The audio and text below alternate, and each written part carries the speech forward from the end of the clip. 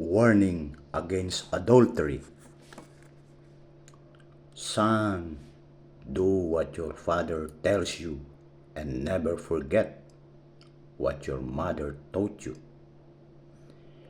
Keep their words with you always, locked in your heart.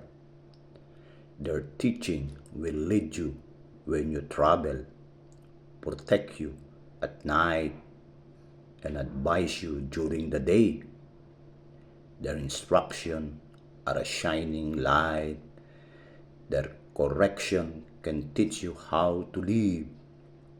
It can keep you away from bad women, from the seductive words of other men's wives.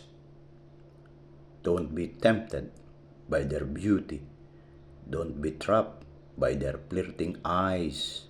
A man can hire a prostitute for the price of a loaf of bread, but adultery will cost him all he has.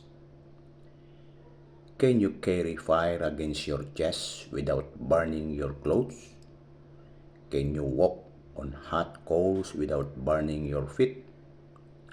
It is just as dangerous to sleep with another man's wife.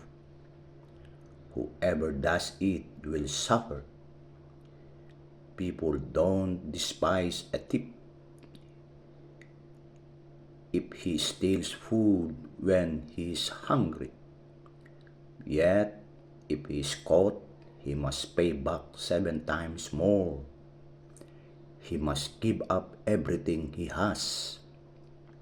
But a man who commits adultery does not have any sense. He is just destroying himself. He will be disordered and beaten up. He will be permanently disgraced. A husband is never angrier than when he is jealous. His revenge knows no limit. He will not accept any payment. No amount of gifts will satisfy his anger. My child, remember what I say and never forget what I tell you to do. Do what I say and you will live. Be as careful to follow my teaching as you are to protect your eyes. Keep my teaching with you all the time. Write it on your heart. Treat wisdom as your sister and insight as your closest friend. They will keep you away from other men's wives, from women with seductive words.